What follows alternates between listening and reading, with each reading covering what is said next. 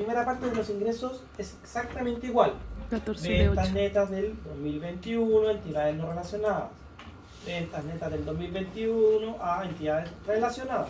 Estas son las percibidas y estas son devengadas. Solo porque son A relacionadas 14A. Ingresos devengados en el 2020, es decir, antes que nazca este régimen tributario y que lo percibí en el 2021. Por lo tanto, ¿Me lo vais a subir? ¿qué es lo que pasa? En el 2020 yo soy 14 de 8 y no me pagaron. Entonces, ¿cómo queda esto? En los antecedentes, cuando yo separo, ¿ya? Este de aquí, el no percibido. 14 de 8. Sí. Entonces, cuando al año siguiente me lo pagan, aquí sí lo incorporo, ¿ya? En base a percibido. Y aquí los dividendos, todos, incluso hasta los no renta, yo los voy a sumar a los ingresos. ¿Y qué voy a darles también? Sus créditos, el incremento. ¿Ya? Los tengo que incrementar. ¿Por qué? Porque el 14 de 8, como les decía, el dividendo lo incorpora a los ingresos, pero se incorpora con incremento. Porque después cuando asigna la renta a la RLI, la asigna con el crédito que traen esos dividendos. No se pierde. Entonces, así es como logramos meter esos ingresos a esta 14 de 8 y que después salgan vía RLI y se van con su crédito enterito. Lo único que sale perjudicado es el no renta porque lo obligo a tributar. Ese pierde la calidad de ingreso no renta.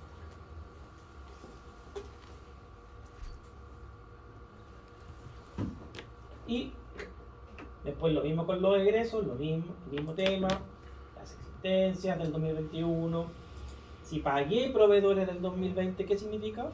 Que el año anterior yo no los deduje en los gastos porque no estaban pagados. ¿Y ahora que están pagados? Ahora sí los deduzco. Ojo que para el certamen yo no les voy a hacer un ejercicio de transparente ni de 14 de 3. Las preguntas son conceptuales respecto a eso. ¿Qué pasaría si? ¿Cierto? Están acostumbrados ya. ¿Ya? ¿Con alternativa? No, ya no hago alternativa. ¿En serio? ¿Cuándo cambió la modalidad? El año pasado, el trimestre pasado, ¿te acordáis? Sí. Sí. ¿Por qué no da una copia? Sí, pero había que preguntar. El trimestre pasado cambió la modalidad. Intereses por préstamo.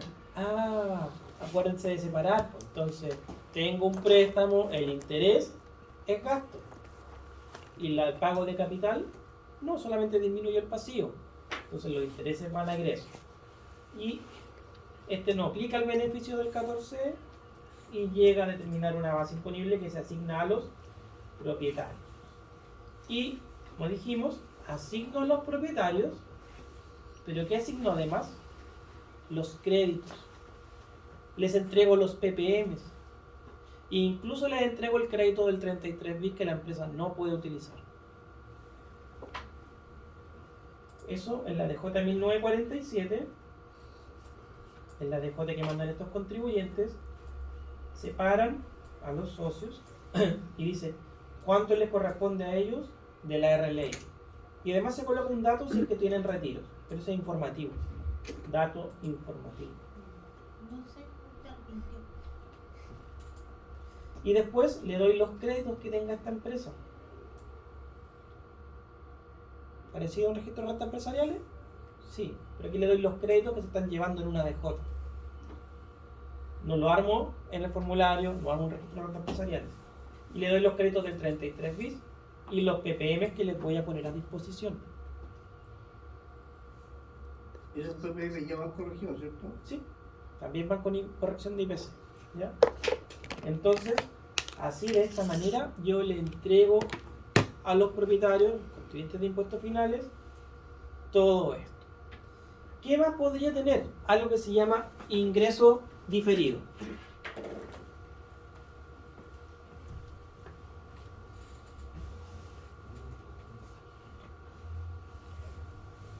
Pongamos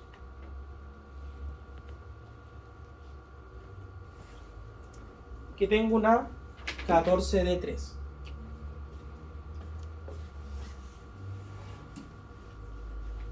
Y tiene un RAI y un SAC positivo. ¿Ya? Significa que hay utilidad acumulada. Y esta empresa se va a cambiar de régimen al 14D8. Si me cambio mañana a 14D8, ¿qué pasa con la utilidad acumulada? No la controlo. Entonces, esa utilidad acumulada podría salir de la empresa y no pagar los impuestos finales. ¿Cierto? ¿Me van siguiendo la idea? O sea que para cambiarme tendría que pagar el impuesto primero, profe. Esa es una opción. La opción que hay hoy día es toma tu RAI y depuralo y llega a esa utilidad acumulada. ¿Ya? Esa utilidad acumulada que tienes y dale el incremento. Y este resultado divídelo en 5. Y todos los años, por los próximos 5 años, incorpórame un ingreso ¿Por qué en 5? diferido. Porque son 5 años. Por 5 Porque le voy a llevar en 5 años Ah, ya. a ingreso. Para no pegarte el palo, para entenderlo todo retirado de una, yo lo voy a llevar en 5 años. ¿Hay una regla que dice que se llevan 5 años? Sí. Ahí. En 5 años. Y me lo llevo a ingreso diferido. Hoy en día conviven muchos ingresos diferidos al mismo tiempo. Algunos de 5, algunos de 6, algunos de 10 me parece. ¿Ya? Entonces, Y eso de ¿Qué tal, la Carly? cantidad de años, ¿qué lo define? van en la norma de cada uno. ¿Ya? Subir. Antiguamente, antes que derogaran el FUT, existía un régimen que era para las pymes, que era el 14TER, que es el abuelito de los propymes. ¿Ya? Y el 14TER tuvo un hijo que se llamó 14TER A. No sé por qué le pusieron 14TER A. ¿Saben por qué? Porque en la letra B y en la letra C pusieron cosas que no eran nada que ver con 14TER. Por eso. Entonces, supongamos que yo tenía un contribuyente normal, que antes de los registros de renta empresarial tenía el FUT. Y ese contribuyente, con la reforma, si quería coger alguna de estas opciones. Si es que estaba en el 2015 y 2016, me tenía que coger el 14TER. Si estaba en el 2017 en adelante, me tenía que coger el 14TER. ¿Qué pasa con las utilidades acumuladas que estaban aquí en el FUT? Pasaba lo mismo. La norma de la reforma, ¿qué decía? Se entiende retirada. Te pegaban el palo de una. Ah, ¿no te gusta? Pagáis FUT, impuesto sustitutivo sobre el FUT. ¿Tampoco te gusta? Bueno, eso es lo que hay. La simplificación de la reforma estableció este ingreso diferido. Entonces ese es el primer ingreso diferido que existió. Después viene un segundo ingreso diferido. ¿De dónde nació el segundo ingreso diferido? Nace en la modernización tributaria. Cuando tengo un contribuyente 14B antiguo, actual 14A, que se quería acoger al PROPYME. Y la Administración Tributaria también fue a buscar a esos contribuyentes que tenían saldo en el FUT, que se cambiaron al 14T. ¿Y qué pasó? No pagaron el ingreso diferido. O lo pagaron un año. Entonces también les generó un nuevo ingreso diferido. Entonces por eso hay tantas normas de ingreso diferido. Pero finalmente, yo lo único que tengo que saber cuánto es mi ingreso diferido, actualizado por IPC, y cuánto es lo que tengo que imputar en este año tributario. ¿Ya? Dependiendo de cuál ingreso estoy parado. Eso también aplica al 14 de 3. 14 de 3 también podía tener un ingreso diferido. Ese ingreso diferido se reajusta según IPC. Se va reajustando por IPC todos los años y voy matando el saldo que me va a quedar. Profe, ¿Sí? una pregunta. Ahora que anotó ahí el FUT, me hizo acordar de uno de los videos que nos compartió del servicio. ¿Ya? ¿El FUT actualmente en un registro de renta empresarial va en el STUT? No, no va el FUT. En el STUT va el saldo que me quedó en el FUT. Ah, ok. ¿Ya? Entonces, Perdonen que los voy a confundir un poco ahora, pero quiero mostrárselo porque después en las prácticas puede ser que no les cuadre.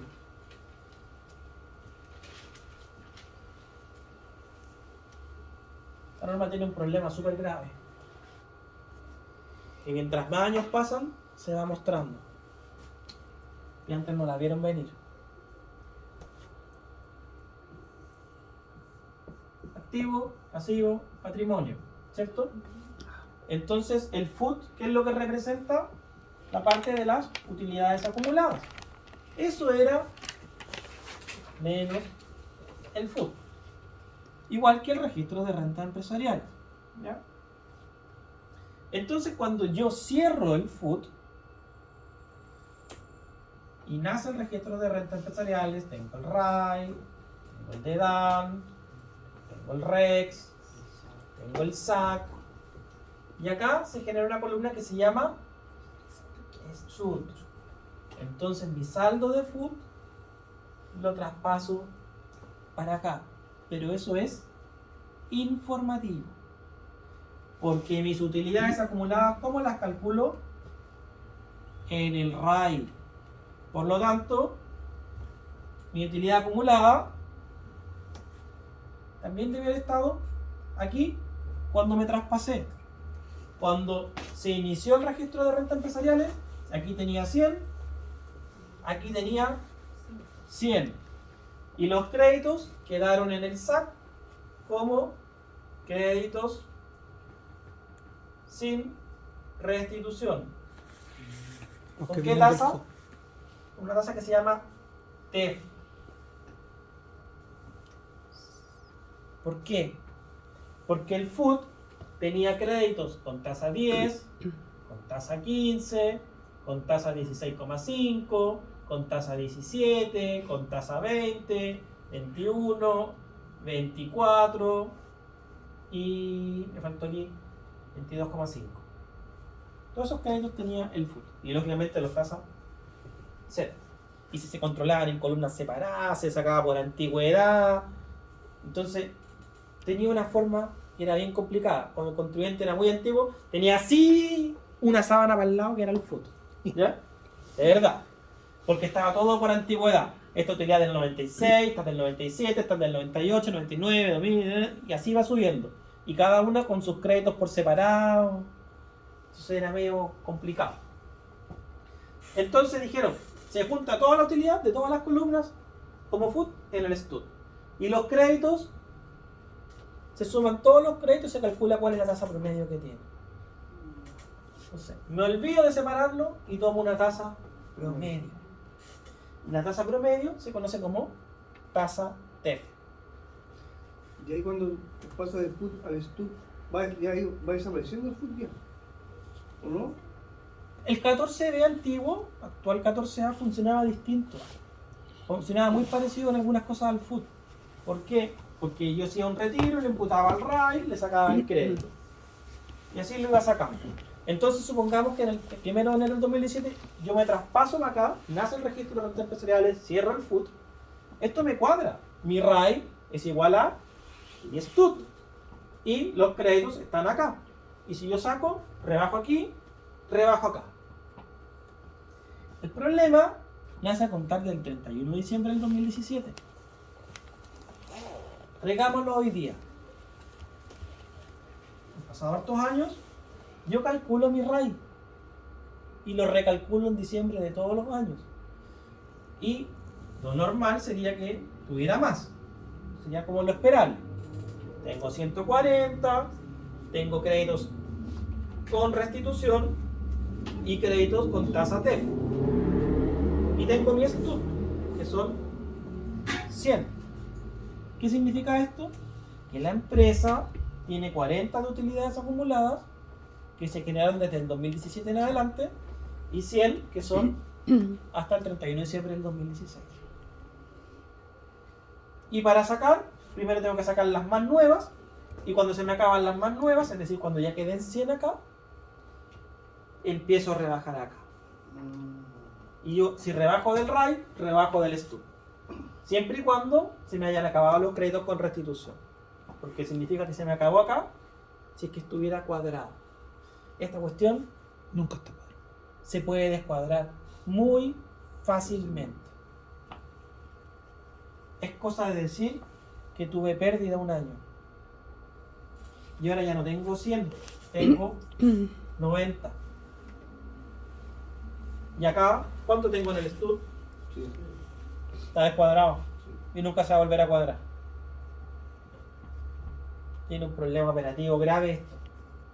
Que hoy día, después de 6 años, recién se están viendo esos problemas. Y si a alguno le toca ver que tiene STUT y no cuadra con el RAI, y uno va a decir, pero si el STUT no son utilidades acumuladas, el RAI son utilidades acumuladas. El STUT son utilidades acumuladas al 31 de diciembre del 2016, que no necesariamente existen hoy día porque puede haber tenido pérdida. ¿Y qué va a pasar? Voy a tener crédito aquí volando. Supongamos que tengo tanta pérdida que ahora tengo pérdida acumulada. No tengo utilidades. Mi RAI es 0. Pero tengo STUT y tengo créditos que no puedo sacar.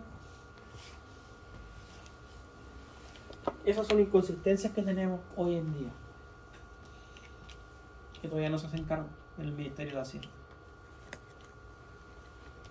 Y no cuadró nomás y no se puede. No se puede, porque la norma del STUT dice toma el saldo el 31 de diciembre del 2016. Y yo solo rebajo el STUT si es que no tengo créditos nuevos. Y cuando se me acaban los créditos nuevos y tengo que sacar créditos con tasa TEF, ahí rebajo el STUT. Porque el STUT va amarrado con estos créditos con tasa TEF. Entonces se puede descuadrar en un 2x3 esta cuestión. Ahora, si el contribuyente ha tenido la suerte de tener utilidad acumulada todos los años, ahí le va a cuadrar. Pero si no, no. ¿Y si tiene temas de RLI? ¿Y si descapitalicé la sociedad? Ahí se me podrían generar problemas. ¿Ya? Eso no lo vamos a preguntar, pero ya que preguntaron cómo es el STUT y cómo funciona el STUT, así funciona el STUT. No más difícil que eso les podría preguntar. ¿Qué significa el STUT? Son las utilidades acumuladas el 31 de diciembre del 2016 que se mantiene el registro hoy día. Si tengo utilidades negativas, tengo pérdida tributaria, no tengo RAI, Se deja en cero nomás. se deja en cero el RAI, pero podría Y ahí, tener STUT y créditos TEF y quedaron perdidos en el limbo. ¿Por qué quedaron perdidos en el limbo? No es que la norma se haya creado mal. La norma original de la ley de la renta del año 84 decía que si la empresa tenía pérdida, ¿qué pasaba? Absorbía las utilidades acumuladas y se devolvían los créditos. ¿Se acuerdan? El PPUA. Sí. El PPU ha tenido una lógica de negocio, pero fue tan mal utilizado que se mató a la gallina de los huevos de oro y ahora se nos generan estos descuadres. Porque si yo tuviera PPUA que pudiera absorber esto, sí funcionaría, porque así funcionaba el PPUA antes. Se llamaba carryback eso.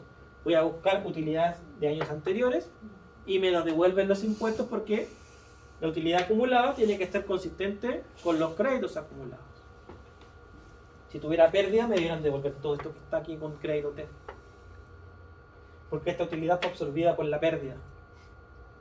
Pero como se eliminó y solamente puedo recuperar PPUA de los dividendos que percibo y no puedo recuperar PPUA sobre utilidades acumuladas, se genera el descuadre. Y el PPUA tiene los días contados. Próximos años, el último año comercial que se puede absorber pérdidas, es decir, AT25, el último año que se solicitan esas devoluciones.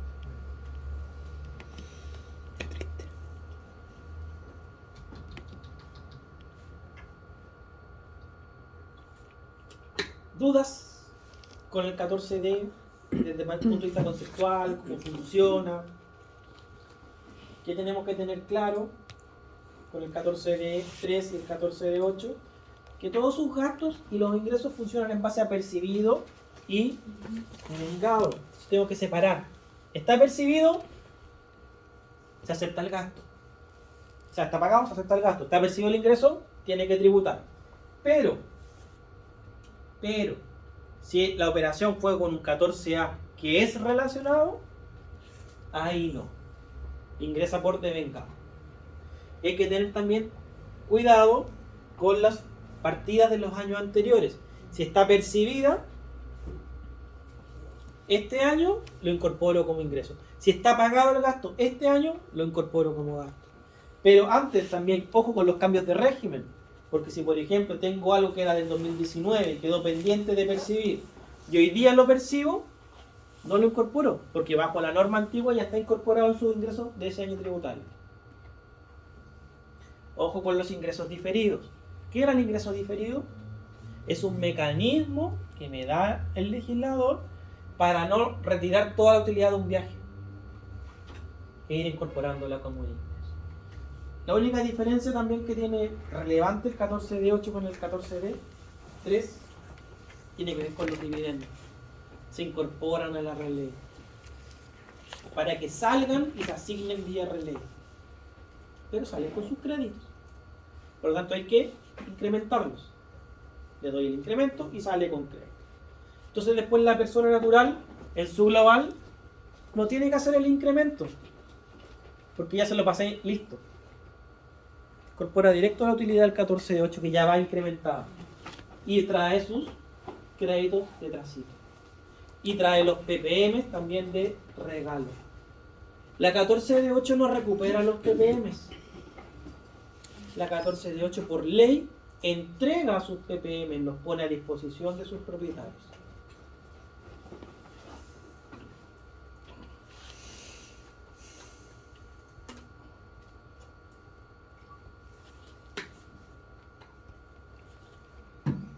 Cosas que hay que tener presentes con los 14D, y les pasé ya el tema de los regímenes, ¿se acuerdan?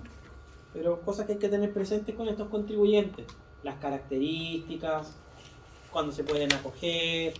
Les voy a subir una diapositiva, no se subir, ¿ya? Lo subo mañana. Una de regímenes, para repasarlo, ¿ya?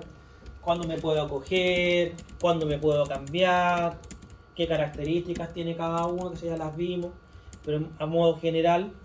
Yo me puedo acoger al 14D3 cuando,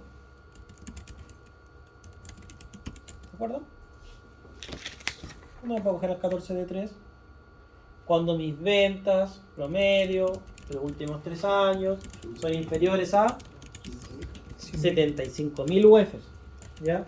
¿Y me puedo pasar? Sí, pero una sola vez y hasta 85.000 UFs. Hago un PPM reducido, con tasa fija, que no se reajusta.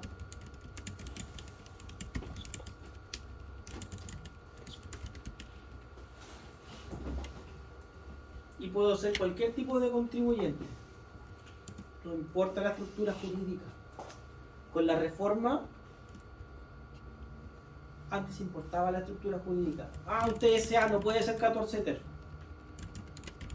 Ahora sí, el contribuyente puede ser. Porque ahora se fija más que nada en el tema de los ingresos. Porque es tonto, de verdad, pensar que un contribuyente por ser SA no puede ser pyme. Y lo privo de los beneficios de los pymes solo por su estructura jurídica.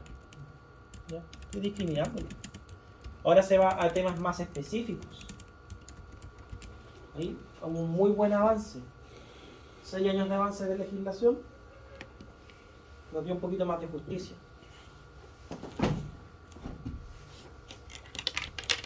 El 14 de 8, a diferencia del 14 de 3, sí tiene requisitos. Sus propietarios deben ser contribuyentes de impuestos finales. Es decir, personas naturales con domicilio y residencia en Chile, es decir, afectas a global complementario. O personas naturales sin domicilio ni residencia en Chile, es decir, afectas a impuesto adicional. O personas jurídicas constituidas en el extranjero, por lo tanto son contribuyentes de impuesto adicional. Porque ¿qué es lo que le interesa al 14 de 8? Que se pague el impuesto final ahora, right now. Ahora, si ustedes tuvieran que recomendar uno de estos sistemas a un contribuyente, ¿qué le recomendarían? Yo, por ejemplo, si me dicen, yo lo que tendría que pensar es ¿cuánta utilidad espera usted obtener con el negocio? 10 millones al año. 10 millones al año es la utilidad que espera obtener. Tiene lógica, es decir, estamos hablando de que va a retirar utilidades como de 800.000 pesos todos los meses. Entonces que sea transparente. Que sea transparente. ¿Por qué? Porque lo manda global con una base imponible de 10 millones. Y trae el crédito los TPM. Si con 10 millones, ¿cuánto impuesto paga? Poquito. Muy poquito. 25.000 pesos, 50.000 pesos. Y además tengo los PPM. Si yo hiciera lo mismo con un contribuyente 14 de 3, ¿cuánto impuesto paga? Paga 1 millón en primera, tasa 10%, y después ese millón lo invoca como crédito en global.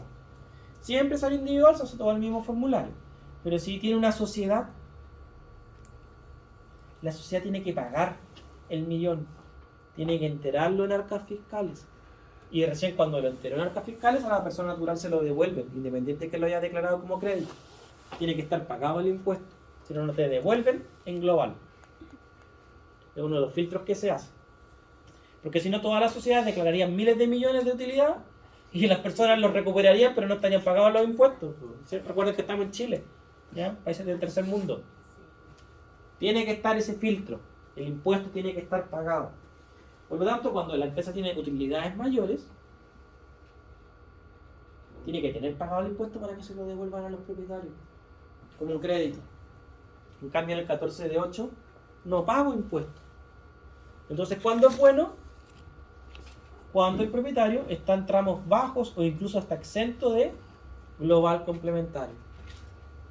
Ahí es conveniente, muy conveniente.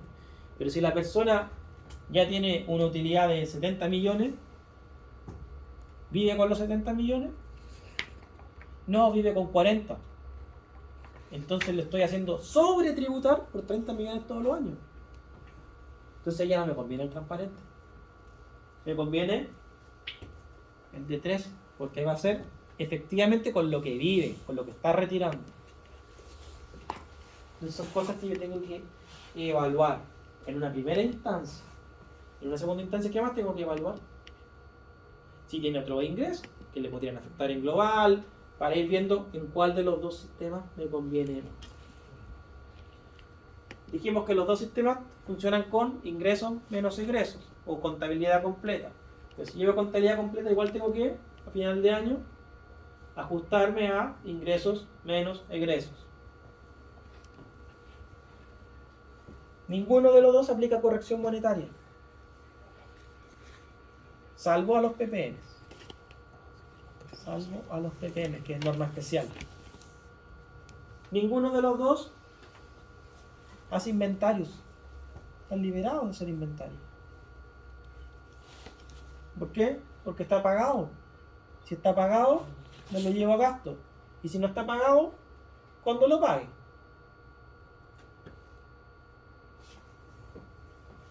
¿Conveniente? Sí. Ustedes, sabiendo contabilidad completa, todo lo que han aprendido en cuenta, tomar uno de estos contribuyentes es fácil. Es bastante fácil con todo lo que ustedes saben de contabilidad. A ustedes no se les va a complicar para nada. Por eso, por ejemplo, en la Católica no les pasan esto. En la UNAP no les pasan esto. ¿Por qué? Porque no, el alumno lo va a aprender solo, no tiene ningún problema. Porque ya vio tanta IFRS que hacer un estado de ingreso contra egreso mucho más fácil. Yo creo, y con el profe Oscar creemos, que deberíamos darle por lo menos un barniz para que no los pille tan de sorpresa cuando lleguen a la práctica. Ahora, es mucho más fácil aprender bien lo difícil y después bajarnos a esto que es más simplificado, ¿ya? Porque se hace más fácil. ¿Qué obligaciones tienen estos contribuyentes? El transparente manda la DJ 1947, donde indica cuánta parte de la RLI le corresponde a cada uno de sus propietarios, donde indica si alguno de sus propietarios se va a llevar créditos por dividendos que haya recibido la sociedad, y cuánto crédito por 33.000 les voy a dar, y cuánto crédito, o PPM mejor dicho, puesto a disposición le doy a cada uno. Y bueno, se vea lo que estaba hablando. Al socio 1 le corresponde tributar por 34 millones. Él en realidad retiró 8, pero eso es dato informativo. ¿Para qué servirá? Para el tema de las inversiones. Ya, los 34. Mira, tiene estos créditos hasta acá. Y además tiene PPM que le voy a dar por 137.000 pesos. Si me preguntan, este contribuyente se quedó corto. Ya no debiera ser 14 de 8. ¿Por qué? Porque sale a pagar en el formulario.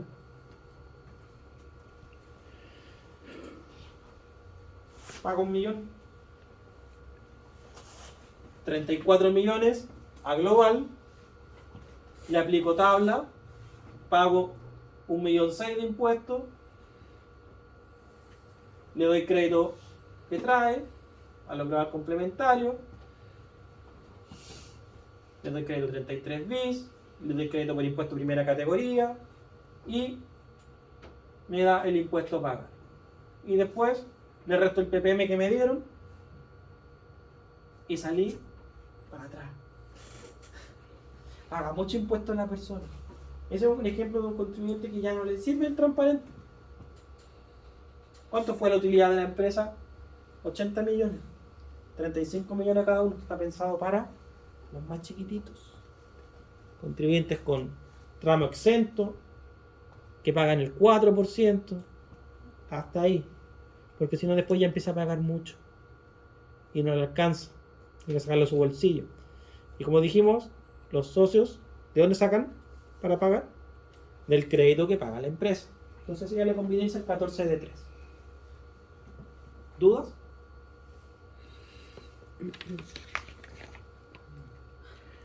Si usted me permite, profe, Sí. yo creo que esta parte, esta pincelada que nos acaba de dar del régimen tributario, desde el punto de vista de cómo uno como profesional puede asesorar al contribuyente, creo que no hacía falta. Voy a hablarlo por mí. Bien. Porque como que, claro, uno está viendo la parte conceptual de los regímenes tributarios y claro, te hacía sentido, pero más de alguna vez con algún compañero nos dijimos, pero ¿y cuándo le conviene? ¿Cuándo se traspasa? Y creo que hacía falta esa parte, digamos. ¿Cuándo le conviene a un contribuyente pasarse el 14A por sobre el 14 de 3? Cuando crece. O puede ser porque me saca la norma, ¿ya? O por ejemplo, si todavía estoy dentro de los rangos, porque es un rango muy amplio de ingresos, ¿qué pasa si yo lo mando con retiros por 80 millones? Si lo mando con retiros por 30 millones, ¿cuánto va a pagar de impuestos? En global, como 1.200.000, 1.500.000, ¿se acuerdan? 1.500.000, pongamos. Ya. Con 30 millones, 35 millones. Si la empresa pagó impuesto por 35 millones, con tasa de 10%, el crédito que él trae son 3.500.000. ¿Le sirve al 14 de 3 estar en este tramo? Le sirve. O sea, sí, po. Sí. Pero ¿qué pasa cuando crece mucho? Aumento. Aumenta mucho. Y en algún momento la tasa de este, por ejemplo, puede estar en 30,4% con 80 millones. Esa es la tasa efectiva de impuestos. Y tiene un crédito que viene con tasa 10. Entonces ahí ya tiene que empezar a desembolsar mucho. ¿Cómo lo podríamos salvar? Pasándolo a semi-integrado. Esto está pensado también así, económicamente. Si saco poquita utilidad, 14 de 8. Si crezco, 14 de 3. Si ya crezco mucho, tengo que ser 14. ¿Por qué? Porque aunque tenga que restituir, voy a pagar mucho menos. ¿Y cuándo me conviene, por ejemplo, tener un régimen sin contabilidad o con rentas presuntas? Ah, bueno, ahí tengo que ponderar también. Lo mismo. Si la renta presunta es chiquitita, puede ser 14 de 8 presunta. Si es sin contabilidad, la misma historia. O cuando tal vez el costo de cumplimiento ya no sea tan relevante. ¿A qué me refiero con el costo de cumplimiento? Fíjate ¿Cómo que- pasa por el crecimiento? ¿Ah?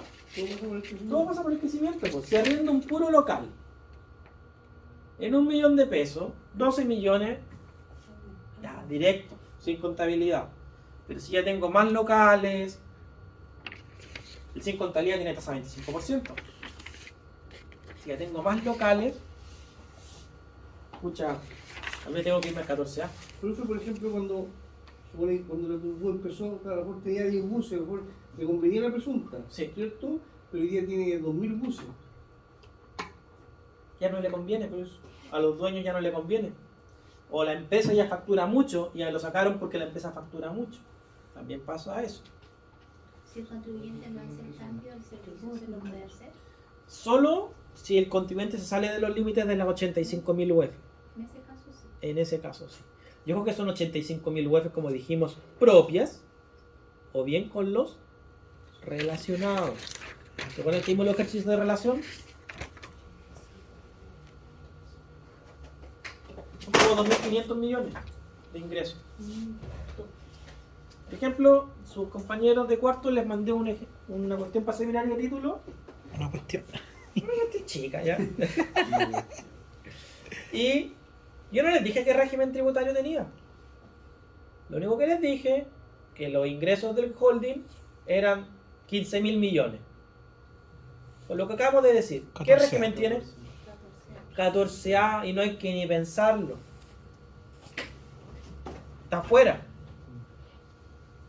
Porque si todas las empresas son relacionadas, norma de relación, todas son una. ¿Cuántos son los ingresos de una?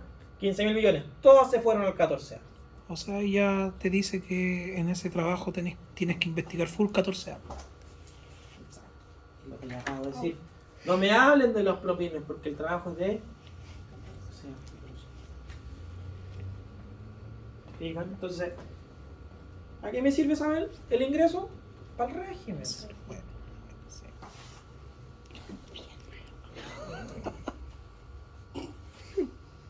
La emoción. Si quieren después que se los mando más adelante cuando ellos lo resuelvan para que ustedes practiquen. Sí. El caso de tributario. Sí. Después que ellos lo rinden, si quieren se los mando. Por supuesto.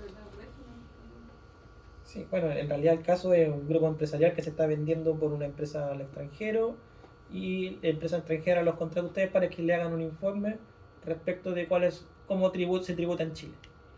¿De cómo se tributa en Chile? Cómo sería la tributación y las situaciones de la empresa en Chile, dadas las características del holding. Hay una exportadora, por lo tanto, en la exportadora lo que tienen que hablar de IVA exportador que vimos en declaración básica. Si tiene una empresa que es intensiva en activos, ¿qué podría tener? 27 bis. Temas de IVA. Cuando está O sea, hay que afecto. plantearle toda la tributación del país en base al rubro o al negocio que... Exacto, en IVA y en renta. Claro. Y hay algunas cosas que extra que les coloque para ponerle un poco de sabor. Ahí se ríe. Sí, porque esa es la parte entretenida. Pues. Cuando ustedes tienen que investigar, pues Hay el que trabajo poner ustedes un también tienen paraíso que aprender. fiscal también. ¿Cómo? Hay que poner un paraíso fiscal también. Para hacerlo entretenido. Sí, por supuesto. Obvio. Me imagino que ese es un caso similar de lo que ocurre en la práctica, ¿no? Llega una empresa extranjera a Chile, quiere comprar un grupo empresarial, ¿qué es lo que hace? Se asesora. Y no contrata una empresa. ¿Cuántas empresas contrata? Vale. Varias. Por lo menos unas 3. Para que todas le hagan un informe sobre la empresa que va a comprar, sus condiciones, la información que le pasa. Más encima le pregunta por la situación tributaria y cómo tributa. ¿Qué le interesa al dueño del grupo empresarial que va a ser adquirido? ¿Al nuevo dueño qué le interesa? Las utilidades acumuladas, las remesas que le van a mandar al exterior. ¿Cómo van a tributar las remesas? ¿Cómo tributaban las remesas? ¿Se acuerdan? Un 35% Impuesto adicional. adicional con 35%. Eso es lo que le interesa. Además de cómo funciona en Chile y cómo funciona su empresa, también le interesa qué va a pasar con mis utilidades cuando yo me las lleve. ¿Y cómo invierto? Eso también es otra pregunta que ya nos falta para llegar a eso. Eso lo vamos a resolver el próximo año en la auditoría tributaria. Excelente. Profe, ¿el material que va a subir mañana es parte del examen de la próxima semana? Sí, para que puedan complementar todo lo que es regímenes, hay que tengan una presentación bonita de qué son los regímenes tributarios, cómo funcionan, las características, pero todo lo mismo que hemos visto. ¿Ya? Que el 14A 27%, que el 14D3 En el 20... servicio igual salen especificados y te dice hacia abajo las características. Sí, Yo no encontré una parte de servicio. Sí, me puse entusiasmo entre estudiar y me salió. ¿dónde Te está? sale en y te sale exacto ahí. Descripción Te sale general, justamente, aquí está eso. dirigido, Ah, Sí. buena, Los requisitos, requisitos, sí. buena. beneficios y características, tipos de contabilidad, Todo te dice. tributación, tasa de impuestos, Exacto. Y eso es lo que te había dicho. tasa PPM, registro, ojo que esto no está actualizado. ¿Dónde está No está, profe, no está actualizado todo. ¿En qué parte? Porque yo ya lo revisé Las tasas de también. primera categoría no están actualizadas. Sí. Pero usted ya la sabe, pues, estimado. Yo ya las vio. Sí. Aquí tiene la información en línea, ¿ya? Ahí está súper bien. El que no está en línea el servicio, pero esa es otra historia. Propio transparente, a quién está dirigido, requisitos, beneficios, tipo de contabilidad, tributación, tasa de impuestos, está liberado. Tasa de PPM, registro. Semi-integrado, 14A, lo mismo. ¿A quién está dirigido? A todos los que no pueden estar en los otros regímenes o quiere estar directamente en esto. No tiene requisitos, beneficios y características, tipo de contabilidad, tributación, tasa de impuestos, tasa de PPM, renta presunta y el 14G. ¿Cómo llegué a esto? Le pregunté a Google. Sí. Regímenes tributarios SI. O sea, ¿podríamos estudiar esto? Sí, Ya, y no leer las diapos si quieren. ya, ok. Sí, está bien simplificado.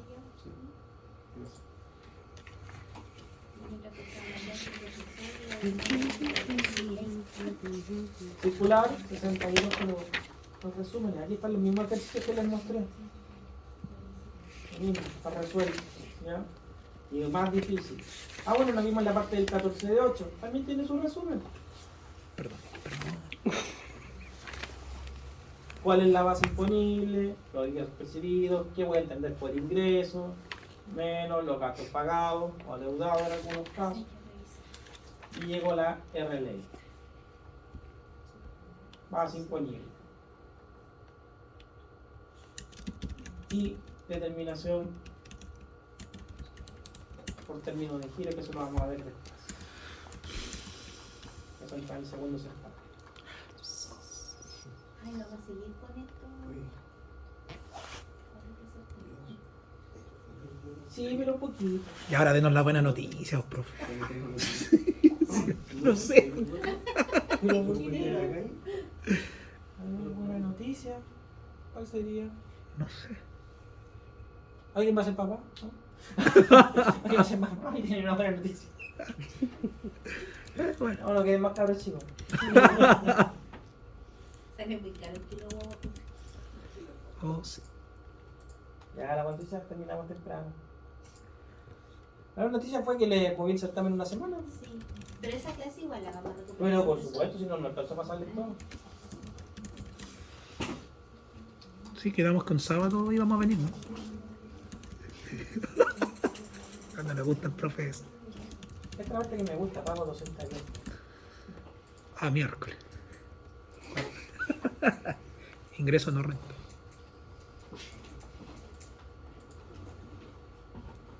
Asistencia.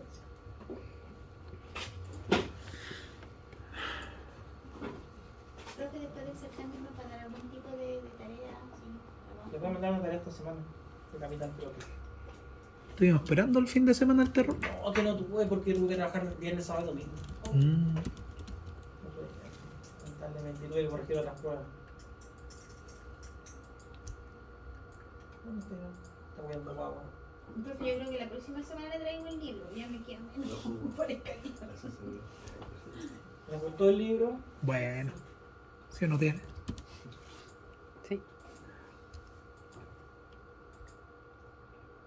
¿Ya nos conoce a todos, profe? Sí. Buena.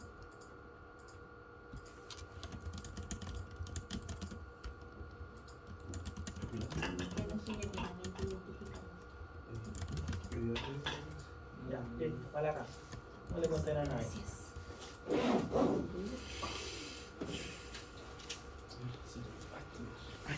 ¿Puedo sacar la grabación?